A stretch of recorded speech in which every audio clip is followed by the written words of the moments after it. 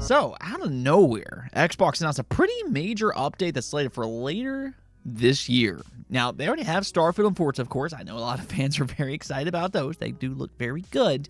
But one game that fans have just absolutely begged for a return is actually making a comeback. And you have to kind of wonder, this is only just the beginning. So we will get into all of that today. And then also in a bit of a weird situation, a PlayStation 5 design flaw might have been discovered at EVO. Now, if you're unaware, EVO is a fighting game tournament which is now owned by Sony, but some fans are calling for a change because of a problem that the PlayStation 5 seems to be causing. And this might be something the fans should be aware of as well. As always, though, do make sure to hit that subscribe and like button below. It does help the channel a ton. But without further ado, let's just go and jump right into our first topic of the day, being about Gamescom. The hype for Gamescom is starting to ignite, and that now includes a possible reveal for the next Metro game as well. The studio behind the Metro series has confirmed that they will be at Gamescom this year, and this is quite significant because earlier in the year, Insider Gaming reported that they had heard from their sources that the next Metro game is fully playable. They've also heard that it's consistently had playtests this past year and is nearing completion. So with that in mind, an announcement by this point sounds rather imminent, and now that we know that they'll be at Gamescom, this realistically could maybe be the place. So, I mean, this is yet another big game to kind of tune into Gamescom for. It's not a 100% guarantee, but definitely an exciting game to keep an eye on, especially with this being the first native Xbox Series and PlayStation 5 Metro game. The Metro series really is always impressed as a visual showcase, and I'd expect them to tap into what the PlayStation 5 and the Xbox Series are capable of. So, yeah, I mean, what can I say? The hype for Gamescom is starting to take off. Now, unfortunately, I can't say the same thing when it comes to Red Dead Redemption, and honestly, this is kind of ridiculous. I mean, there's been a lot of rumors and a lot of leaks that's pointed to a Red Dead remaster, and well, okay, so we were partially correct, but sorely misguided. Apparently, our expectations, which I would argue were logical, but those expectations were still too high. And truthfully, even if you had little expectations, I'd still say that this announcement is mostly disappointing. So what's happening here is that Rockstar, yes, confirmed that Red Dead Redemption is coming to the PlayStation 4 and the Nintendo Switch. So the silver lining here is that I'd say that's especially good for Nintendo fans. A simple port will suffice for this game on a Switch. But elsewhere, that's the ridiculous part about this announcement. This is not a remaster. This is a low-effort port. There's no enhancements, there's no 60 frames per second on modern consoles, and the hope for a PC version just kind of died here for the time being. Like, why is this not coming to PC? I mean, I can understand that there's no Xbox version when it comes to this announcement because it can already be played via backwards compatibility, whereas in a PlayStation, you can't. So, yeah, that port makes sense, but come on, PC has a huge audience. Red Dead 2 has been very successful on PC, and this is just, wow. If the Game Awards could give out an award for no effort given, here's the winner. So much potential lost, but hey, at the very least, Nintendo fans and modern PlayStation devices can now play Red Dead Redemption, including its Undead Nightmare expansion, starting August 17th. Let's go and get into this big Xbox announcement, though, that took place at EVO, out of all places. I don't think a lot of people came into EVO expecting Xbox to make waves, but they very much did with a big Killer Instinct announcement. Now, if you don't know this about me, I am a massive Killer Instinct fan. Actually, Killer Instinct 2013 is legitimately one of my favorite games of all time. I'm dead serious about that. It's actually in my top 5 most played Xbox games ever, for that matter. So it holds a very, very special place in my heart. And that's why I'm just so excited about this news. They announced Killer Instinct is coming back later this year with a big 10th anniversary update headed up by the return of Iron Galaxy. Now, that is a huge part about this announcement. See, Killer Instinct 2013, it was first handled by Double Helix. They released Season 1, but after they were acquired by Amazon, Iron Galaxy joined up with Microsoft's internal KI team, and they took over for Season 2 and Season 3. Personally, I think Iron Galaxy did a phenomenal job with its returning characters, as well as with the brand new additions. And really, even with the crossovers like Raz from Battletoads, you had Arbiter from Halo, Ram from Gears of War. Iron Galaxy just knows how to make a fun and competitive fighting game, and they also did a great job in interacting with the community.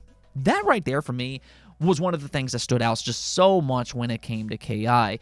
If you were part of that community, you probably know it was a tight-knit and passionate community from top to bottom, including the developers themselves. Adam Keat, he always had a lot of interaction with their various patches. So to see Iron Galaxy return to KI is such a huge thing.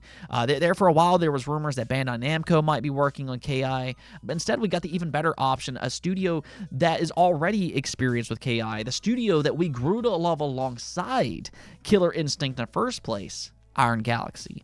Now, for right now, we don't really know too many details about this free update. It is a little limited for the time being. We know it includes improved matchmaking. It's going to have a balanced update and 4K support for the Xbox Series. But the head of Killer Instinct from Xbox did say on stage that it'll get a major upgrade. That's not my words, that's his. And that KI will be here for the next 10 years. And that right there, that's the part that I think is just so exciting. It's not just the fact that KI is getting better Xbox Series support, but it's also the possibility of something more special coming from it. The possibility that we could get Season 4 after this update if Microsoft and Iron Galaxy decides to continue onward. I mean, if you think about it, KI could be Xbox's staple fighting game franchise for the platform, much the same way that Smash is for Nintendo. Sure, they're completely different games, I understand that, but it's a franchise that I think is worth growing on Xbox, and with a plethora of IP that Microsoft now owns with Bethesda and possibly even Activision Blizzard in the future, those crossovers could genuinely get insane. I mean, if they wanted to, they could bring over characters like Crash. They have Doomguy, Tracer from Overwatch. They could bring over some Diablo characters. I mean, there's just so many that they could choose from to bring over to KI's roster if they wanted to. And of course, they can also make completely new characters as well. See, the thing about its return, though, is that I think Xbox has wanted to bring this game back for a while.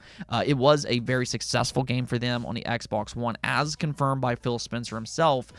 But there's been a problem. They don't have the developer to handle a game like this, and they have to outsource it. But who can take on a fighting game franchise like this and deliver the same quality that fans have come to expect? There's a very short list of studios that can actually achieve that. But now that Iron Galaxy is free once again, the return of KI is once again possible. Now, a lot of this, admittedly, is speculation, probably a little hope on my part, but what we do know for a fact is that the 10th anniversary update is coming, which is super exciting on its own, but they did tease more information is coming. So I will keep you all up to date as we hear more. Trust me, I want to know as well.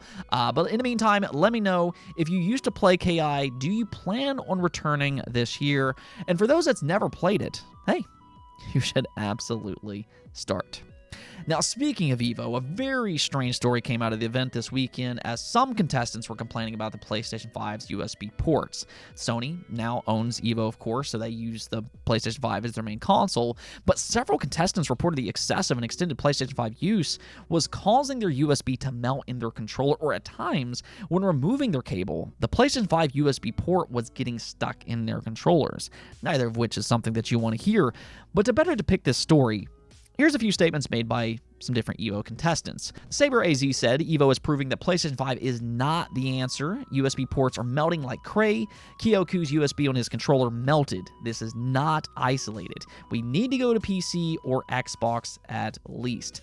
Then Eduardo responded, this is my melted controller. It just took one set.